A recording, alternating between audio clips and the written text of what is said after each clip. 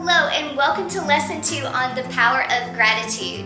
There are 2 words that can change your life and lift you out of suffering. It's likely you've experienced these words in your daily life and can confirm their transformative power. Are you guessing what it is? If you are thinking, thank you, you would be right. I'm so excited to dive into this topic today of gratitude with you. Let's start out with a thought experiment. I want you to imagine you've won this remarkable prize, a lifetime filled with happiness, fulfillment, and well-being. The only condition to claim this prize is that you must go through an entire day not complaining, focusing solely on giving thanks. Now, likely, if you're doing this thought experiment and even trying it out in your life today, you're going to notice these if-onlys that pop up that can cloud our mindset. For instance, if only I had more money, then I'd feel secure. If only I had more time, I could enjoy life. If only I were thinner, then I'd be happy. Now let's transform these if-onlys into expressions of gratitude. I am grateful for the financial resources I have and the opportunities they bring. I am thankful for the time I have. I appreciate my body and the health I have. Good life doesn't begin when our circumstances change, but when our attitude towards them shifts. By trading our expectations for appreciation, our world can transform instantly. Here's a brief overview of what we will be covering today. I'll start out sharing an inspiring story about how a simple practice of gratitude transformed one man's life. Next, we'll delve into the definition of gratitude. We'll explore different cultural and linguistic perspectives to enrich our understanding. We'll also assess your gratitude with a fun activity. Then we'll turn to what science has shared about the power of gratitude. Next, we'll look at biblical teachings to understand how gratitude is viewed in the scriptures. Finally, we'll discuss practical ways you can incorporate gratitude into your daily routines. I want to share a story with you about a man named John Kralik, who at the age of 53, his life was at a terrible all-time low. His law firm was failing, and he was struggling through a second divorce. He had grown distant from his 2 older children, and he was afraid he might lose contact with his young daughter. He was living in a tiny apartment where he froze in the wintertime and he baked in the summertime. He was 40 pounds overweight and feeling alone. It seemed like his dearest dream of becoming a judge was slipping beyond his reach. On New Year's Day, John took a hike in the Pasadena Mountains. Walking up the trail, he began to reflect on his life, and he had an epiphany. My life might become a little bit better if instead of focusing on what I don't have, I could find some way to be grateful for what I do have. He asked himself, what can I be grateful for? John walked up that mountain depressed and despondent and walked down that mountain a different man. He decided to write a thank you note every day for a year. This simple act transformed his outlook and his life. This is the amazing power of gratitude. Gratitude goes so far beyond saying the words thank you. It's this profound, deep appreciation for what we have. The Hebrew translation is hakarat hatav, meaning recognizing the good, and the Latin translation is gratia, meaning grace or gratefulness. Pause and take a moment to reflect on how you personally define gratitude. You think about what gratitude feels like for you. Maybe you can recall a recent moment when you felt genuinely grateful. Write that down and notice the shifts as you begin to focus on thoughts and feelings of gratitude. The research is overwhelming that when we are grateful, we experience greater levels of happiness and optimism. The Roman philosopher Cicero said, gratitude is not only the greatest of virtues, but the parent of all others. Oh, I love that. Gratitude really is the foundation of all the other beautiful character traits like honesty and faithfulness, generosity and kindness. So it just makes it even better to know that as we are developing and working on being grateful, we are becoming the best versions of ourselves. Let's have some fun with Weenie the Pooh and friends. This is going to be a lighthearted gratitude assessment. Weenie the Pooh is a beloved story of a boy in his imaginary world of whimsical animal friends in the forest. If you know these characters, ask yourself, who am I most like? Which one do I relate to the most? If you're not familiar with these characters, here is a brief description of them. Pooh. He lives for the comforts in life, like sleeping and good quality honey. He's easygoing, stable, loving, thinks the best in others. He's always optimistic and grateful. On a gratitude scale, he's a 10 out of 10. He finds joy in the simple things. Here's a picture of Pooh alongside of Piglet that really captures his attitude in a nutshell. What day is it? Asked Pooh. It's today, squeaked Piglet. My favorite day, said Pooh. Oh, he's always seeing the glass half full. And then we have Piglet, who is also loving, caring, can be anxious, but Piglet is able to summon some courage to be there for his friends when duty calls for it. Piglet tends to look at life a little differently from Pooh, but together they are just incredible, grateful beings. On a gratitude scale, he's about a 7. And here is a picture of Pooh with Piglet where it really captures how they just seem to really bring out so much good in each other. I don't feel very much like Pooh today, said Pooh. There, said Piglet. I'll bring you some tea and honey until you do. Oh, so precious. Then we have Tiger. His personality is on the go. He's positive, fun-loving, always looking for something to do. He has a tendency to become impatient, but he responds well to positive reinforcement. On a gratitude scale, he's probably about a 6, maybe a 7.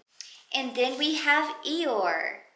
Eeyore is quiet, keeps his head down, but often surprises others that know him with his wisdom. He has a tendency to be more pessimistic, but has his own quiet gratitude. He comes in at about a 5 on the gratitude scale. If you look at these characters, who do you feel like you relate to the most right now in your life?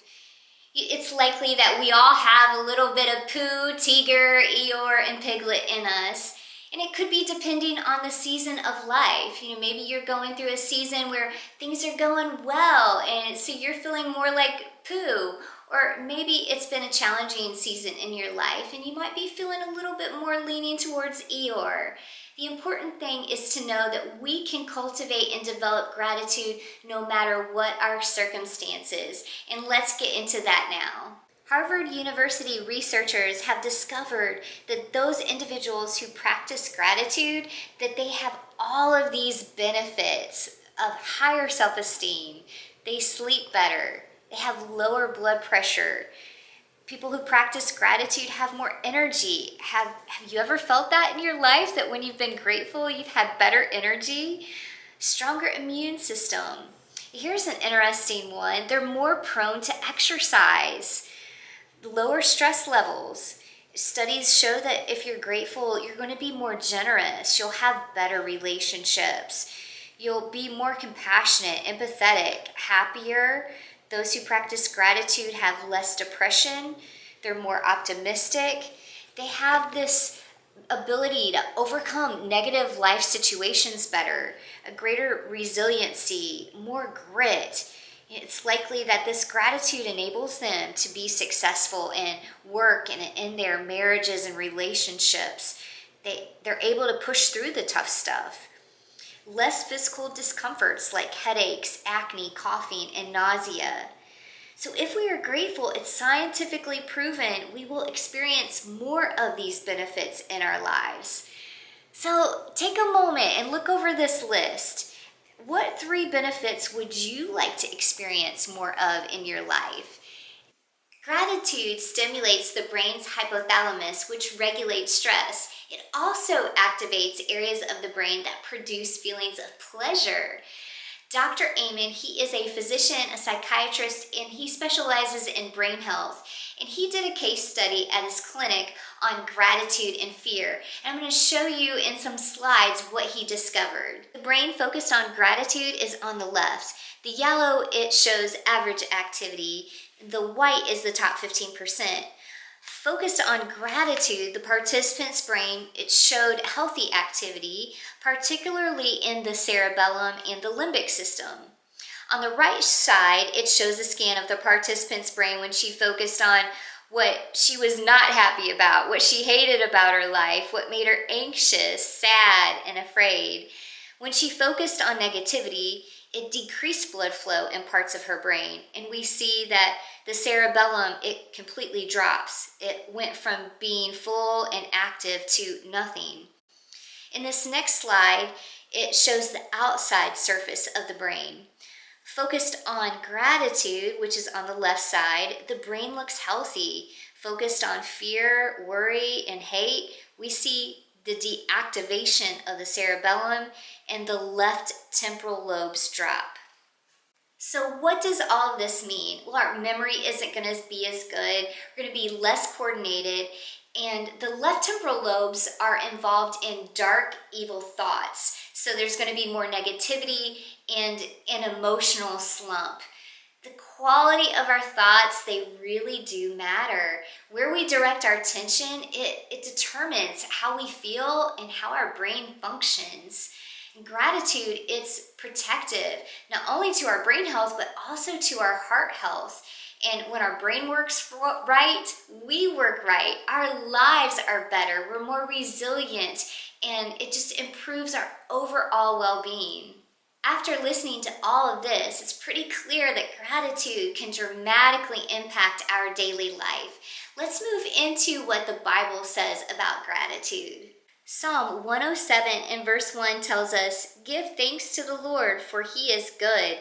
His love endures forever." This verse reminds us to express thanks for God's constant love and goodness. In 1 Thessalonians 5 and 18, we are advised, "Give thanks in all circumstances, for this is God's will for you in Christ Jesus." This suggests that we should maintain an attitude of gratitude regardless of our situation, trusting that good can come even from challenges. And if you ever wonder what God's will or purpose is for your life, it's to give thanks. Regularly giving thanks to God not only helps us fully realize how He's working in our lives, it gives us a new perspective. Our mind is renewed, our attitude is improved, and we are filled with joy.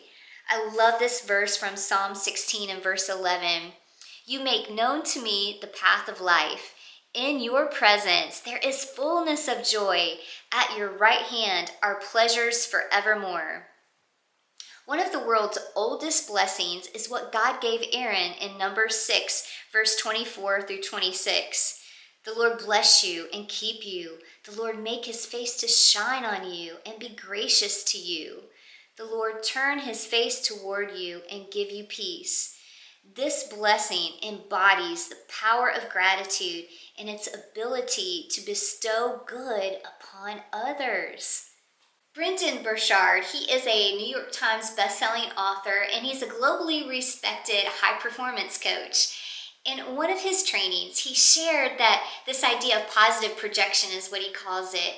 And he describes that when he's passing by others, that he sends them a wish of joy, health, abundance, and love.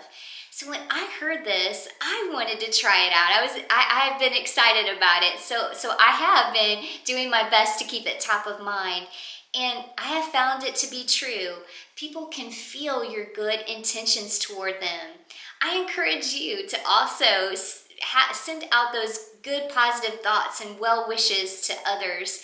And notice what happens. Likely, people are going to be around you because you're spreading this joy and this this love. How do these scriptures that we read through together resonate for you? How are they maybe influencing your understanding and perhaps your practice of gratitude in your daily life? A study conducted by Emmons at the University of Berkeley, they divided participants into 3 groups. One group focused on gratitude journaling during the week, another on their annoyances, and a third group, they journaled about life's impacts but without direction. At the end of the 10 weeks, what they discovered was those that focused on gratitude, they reported a 25% increase in happiness. That's pretty awesome, right? So let's put this into practice for our own selves. Feel free right now, you can pause the video and get a piece of paper and a pen and write down a few things that you're grateful for and why. I think the and why part really makes it even more of a robust quality of gratitude for yourself. So for instance, say I write down, I am very grateful for my dogs, Bubba and Gracie. And if I ask myself why am I grateful for them? I would say, I just love their companionship. They bring me so much joy. Notice how that deepens the gratitude? Yeah. So I encourage you to do that now and share it with someone because of course happiness is always better shared. Hopefully you've taken some time to do that, and let's reflect on ways to practice gratitude in your everyday life and how you might incorporate it. Keep a gratitude journal, just like we did. Write down a few things you're grateful for each day. Express gratitude to others. Send thank you notes. We learned that from John Kralik at the beginning of our session. Send out appreciation texts, and I'll be sure to leave that as a downloadable PDF for you. Also reflect on positive experiences. Really feel into the gratitude. Let it deepen. At the end of each day, take a moment to reflect on the positive aspects of your day. As we come to the end of our session, remember that gratitude is a powerful tool to enhance our happiness and overall well-being. By consistently practicing gratitude,